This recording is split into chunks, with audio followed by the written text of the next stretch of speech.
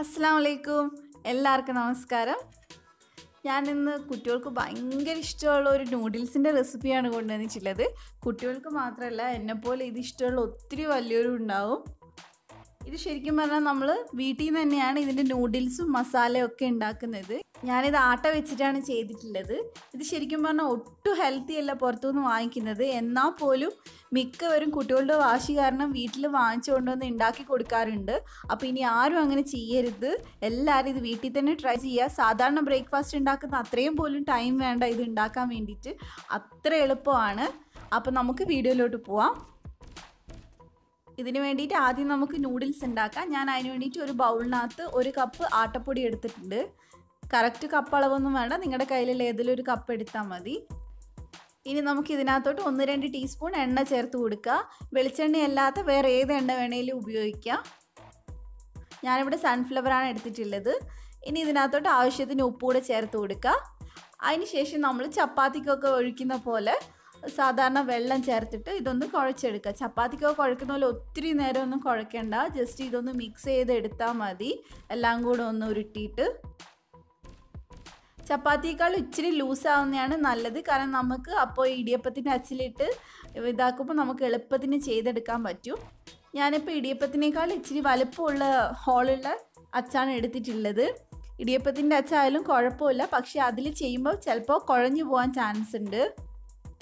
നമുക്ക് ഇതിനകത്തോട്ട് ഇട്ട് കൊടുക്കാം. ഇനി നമുക്ക് എന്താ വേണ്ടതെന്ന് വെച്ചാൽ ഒരു പ്ലേറ്റിനകത്തോട്ട് ഓയിൽ തടവിയതിന് ശേഷം നമുക്കിത് അതിനകത്തോട്ട് പ്രസ് ചെയ്തിട്ട് കൊടുക്കാം. ഇച്ചിരി നീളത്തിലാക്കിയതിന് ശേഷം അത് അവിടെ നിന്ന് കട്ട് ചെയ്യുക. അങ്ങനെ 2-3 ബാച്ചായിട്ട് നമുക്ക് ചെയ്തെടുക്കാം. ഈ നമ്മൾ കട്ട് ചെയ്യുന്ന ഭാഗം കുറച്ച് ഒട്ടിപ്പിടിച്ചിട്ടാണ് ഉണ്ടാവുക. അത് നമുക്ക് അവസാനം ഇളക്കിയെടുത്താൽ മതി, കുഴപ്പമൊന്നുമില്ല.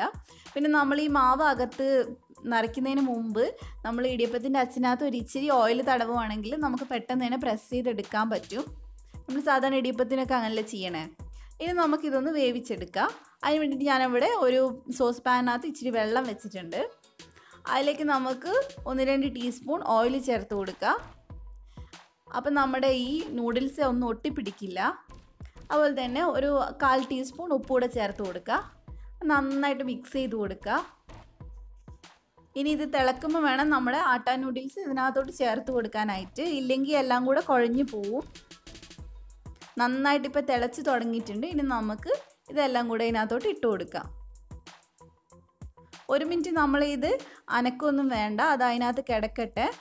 ഒരു 1-2 മിനിറ്റ് കഴിയുമ്പോൾ നമുക്ക് ഒരു സ്പൂൺ ഇട്ടിട്ട് ഇത് ജസ്റ്റ് ഒന്ന് ഇളക്കിയെടുക്കുക. വൃത്തിക്കൊന്നും ചെയ്യണ്ട, നമുക്ക് അവസാനം അത് കറക്റ്റായിട്ട് ഇളക്കിയെടുക്കാൻ പറ്റും.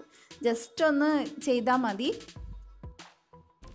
ഇപ്പം ഇതിവിടെ വെന്ത് വന്നിട്ടുണ്ട്. ഏകദേശം 5-6 മിനിറ്റ് എടുക്കും ഇത് വേവാൻ വേണ്ടിയിട്ട്. നമുക്ക് കഴിച്ച് നോക്കുമ്പോൾ മനസ്സിലാവും.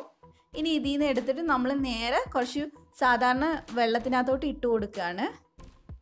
ഇട്ടിട്ട് കുറേ നേരം വെക്കരുത്, ജസ്റ്റ് 1 മിനിറ്റ് വെച്ചാൽ മതി. ഇനി നമുക്ക് പെട്ടെന്ന് തന്നെ ഈ ഒട്ടിക്കിടക്കണമൊക്കെ ഇളക്കി കൊടുക്കുക. കാരണം ഈ വെള്ളത്തിൽ ഒത്തിരി നേരം കിടന്നു കഴിഞ്ഞാൽ ഇത് കുഴഞ്ഞു പോവും. അതുകൊണ്ട് പെട്ടെന്ന് ചെയ്തെടുക്കുക. അതിനുശേഷം നമുക്കിതൊരു സ്ട്രെയിനറിനകത്തോട്ട് മാറ്റണം. നമ്മളിത് കുക്ക് ചെയ്യുമ്പോഴത്തേനും ഇതിലെ വെള്ളമൊക്കെ പോയി കിട്ടാൻ വേണ്ടിയിട്ടാണ് സ്ട്രെയിനറിനകത്തോട്ട് മാറ്റുന്നത്. അപ്പം ശ്രദ്ധിക്കുക, ഒരുപാട് നേരം വെള്ളത്തിൽ ഇരിക്കരുത്. ഇപ്പോൾ കണ്ടോ, ഇതിവിടെ കുക്കായി വന്നിട്ടുണ്ട്. നല്ല അടിപൊളിയായിട്ട് നമുക്ക് കിട്ടിയിട്ടുണ്ട്. ഇനി നമുക്ക് ഇതിനുള്ള മസാലയൊക്കെ റെഡിയാക്കാം. അതിന് വേണ്ടിയിട്ട് ഒരു പാനിനകത്ത് കുറച്ച് എണ്ണ ഒഴിച്ചിട്ടുണ്ട്. അതിലേക്ക് 1 ടേബിൾ സ്പൂൺ ഇഞ്ചിയും വെളുത്തുള്ളിയും കൂടെ ക്രഷ് ചെയ്തത് ചേർത്ത് കൊടുത്തിട്ടുണ്ട്. അത് നല്ലപോലെ ഒന്ന് മൂപ്പിക്കുക. നമ്മൾ ഈ നൂഡിൽസിന് ചെയ്യുന്നതൊക്കെ ഹൈ ഫ്ലെയിമിൽ ചെയ്യുന്നതാണ് നല്ലത്. അപ്പം നമുക്ക് ഈ ക്രഞ്ചിനെസ് നഷ്ടപ്പെടില്ല. ഇപ്പോൾ ഇതിനകത്തോട്ട് ഞാൻ ഒരു 1/2 കഷ്ണം സവോള നീളത്തിൽ അരിഞ്ഞത് ചേർത്തിട്ടുണ്ട്. അതൊന്ന് വഴറ്റിയെടുക്കുക. അതിന് ശേഷം ഞാനിവിടെ പച്ചക്കറി ചേർത്ത് കൊടുക്കുകയാണ്. ക്യാരറ്റ് ഉണ്ട്, പിന്നെ ബീൻസ്, ഒരു ചെറിയ കഷ്ണം ക്യാപ്സിക്കം. ക്യാരറ്റ് ഞാൻ 1 എടുത്തിട്ടുള്ളത്, വലിയൊരു ക്യാരറ്റാണ്. വെജിറ്റബിൾസൊക്കെ നിങ്ങളുടെ ഇഷ്ടത്തിനനുസരിച്ച് ചേർക്കാം. ബീൻസ് ഞാൻ ഒരു 3 എടുത്തിട്ടുണ്ട്. ഇനി ഹൈ ഫ്ലെയിമിൽ തന്നെ ഇതൊന്ന് സോട്ട് ചെയ്തെടുക്കുക. ഹൈ ഫ്ലെയിമിൽ വഴറ്റുവാണെങ്കിൽ നമുക്കിതിൻ്റെ ക്രഞ്ചിനെസ് നഷ്ടപ്പെടില്ല. അതിന് വേണ്ടിയിട്ടാണ് അങ്ങനെ ചെയ്യുന്നത്.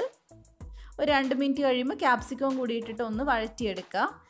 നമ്മൾ ലോ ഫ്ലെയിമിൽ ചെയ്ത് കഴിഞ്ഞാൽ തോരൻ വെച്ച പോലെ ആയിപ്പോവും. അതുകൊണ്ടാണ് അങ്ങനെ ചെയ്യരുതെന്ന് പറയുന്നത്. ഇനി നമുക്ക് ഇതിനകത്തോട്ട് നൂഡിൽസ് ചേർത്തിട്ട് എല്ലാം കൂടെ ഒന്ന് മിക്സ് ചെയ്തെടുക്കാം. നൂഡിൽസ് മിക്സ് ചെയ്യുമ്പോൾ എപ്പോഴും 2 സ്പൂൺ വെച്ച് മെല്ലെ ഒന്ന് മിക്സ് ചെയ്തെടുക്കണം. ഒരുപാട് കുഴഞ്ഞു പോകരുത്. ഇത് ശരിക്കും പറഞ്ഞാൽ സാധാരണ നൂഡിൽസ് പോലെ തന്നെയാണ്. ഒരുപാട് ഇളക്കി കഴിഞ്ഞാൽ കുഴഞ്ഞു പോകും. ഇല്ലെങ്കിൽ സാധാരണ നൂഡിൽസ് പോലെ തന്നെ നല്ല വൃത്തിയായിട്ട് നിൽക്കുകയും ചെയ്യും. ഇനി ഇതിനകത്തോട്ട് 1.5 ടേബിൾ സ്പൂൺ സോയാ സോസ് ചേർത്ത് കൊടുക്കുന്നുണ്ട്. പിന്നെ 1 ടീസ്പൂൺ ചില്ലി സോസ് ചേർത്ത് കൊടുക്കുന്നുണ്ട്. പിന്നെ 1 ടേബിൾ സ്പൂൺ ടൊമാറ്റോ സോസ് ചേർക്കുന്നുണ്ട്. 1 ടേബിൾ സ്പൂൺ വിനാഗിരിയും ചേർത്തിട്ടുണ്ട്. ഇതിന് നന്നായിട്ടൊന്ന് മിക്സ് ചെയ്തെടുക്കാം. ഞാനിവിടെ വെജിറ്റബിൾ നൂഡിൽസാണ് ഉണ്ടാക്കിയിട്ടുള്ളത്. നിങ്ങൾക്ക് വേണമെങ്കിൽ ഈ സമയത്ത് മുട്ട ചിക്കി എടുത്തിട്ട് ചേർത്ത് കൊടുക്കാം. അതുപോലെ തന്നെ ചിക്കൻ ഫ്രൈ ചെയ്തും ചേർത്ത് കൊടുക്കാം. ഇനി ഇതിനകത്തോട്ട് 1 ടീസ്പൂൺ കുരുമുളക് പൊടി ചേർത്തിട്ടുണ്ട്. എരിവൊക്കെ നിങ്ങളുടെ ഇഷ്ടത്തിനനുസരിച്ച് മാറ്റം വരുത്താം. നിങ്ങൾക്ക് വേണമെങ്കിൽ പച്ചമുളകും ചേർക്കാവുന്നതാണ്. ഞാൻ ഒന്നും ചേർത്തിട്ടില്ല. അപ്പം നമ്മുടെ നൂഡിൽസ് ഇവിടെ റെഡി ആയിട്ടുണ്ട്. നമ്മൾ ശരിക്കും പുറത്തുനിന്ന് വാങ്ങിക്കുന്ന നൂഡിൽസിനേക്കാൾ ഒരുപാട് ടേസ്റ്റിയാണ് ഇത്. നമ്മുടെ ഇഷ്ടത്തിനനുസരിച്ച് നമ്മൾ മസാലയൊക്കെ ചേർത്തിട്ടുള്ളത്.